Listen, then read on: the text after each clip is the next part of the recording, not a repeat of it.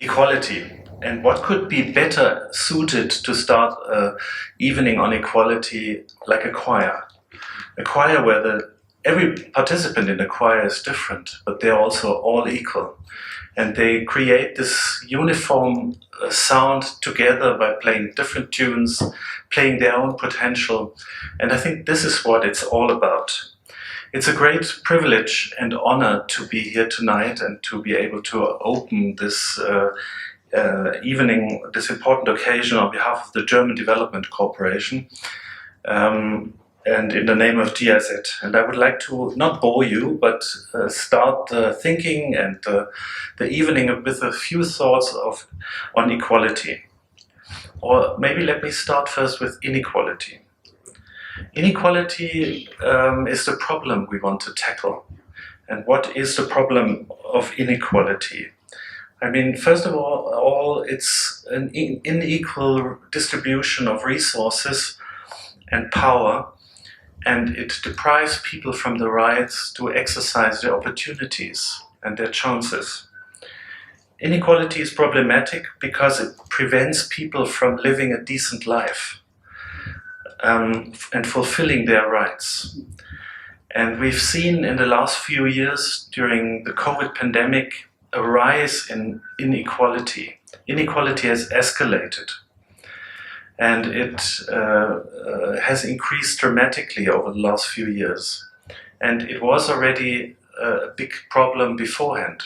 If you think about that 10% of the richest in the world's population own half of the world's income, while the poorer half of the world their income is only about 8% of the world's income. This shows an enormous unequal distribution of income. 71% of the world's population live in countries where inequality was on the rise before pandemic already. And due to the pandemic, it has even further increased the inequality gap. And we know that inequality is closely linked to poverty. It's not the same, but it's closely linked. And we cannot reduce poverty without addressing inequality. According to the World Bank's 2021 Inequality in Southern Africa report, Namibia is not a stranger to inequality. Namibia is the second most unequal country in the world. Between 2004 and 2015, Namibia's Gini coefficient, the measurement for unequal income distribution, fell by only 2.3%, from 61.6 to 59.3%. Political stability and a sound economic management have contributed to poverty reduction and enabled Namibia to become an upper-middle income country. However, socio-economic inequalities, a legacy of the country's colonial and apartheid past, remain extremely high and have been worsened by the COVID-19 pandemic. It is therefore not surprising that inequality has become a pressing issue and has received considerable public attention in recent years. In addition to economic inequalities such as income and wealth, inequality can also exist in access. Access to social security, education, health, water, sanitation.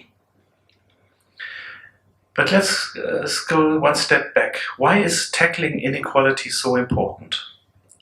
In general, high inequality limits development opportunities, the realization of human rights, and the functioning of democracies.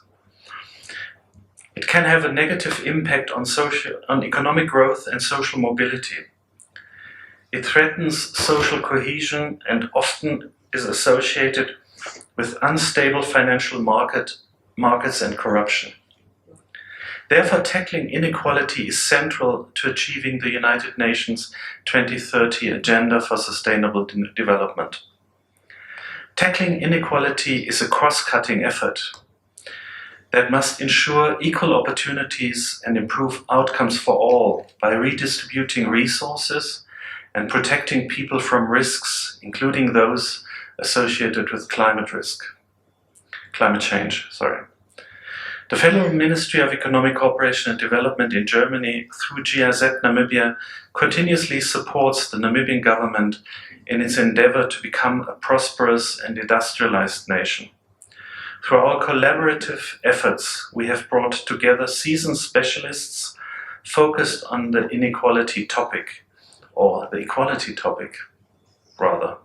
And I'm very glad to have all of you here tonight, and I'm looking forward to fruitful discussions and fruitful presentations, and I thank you very much for your attention.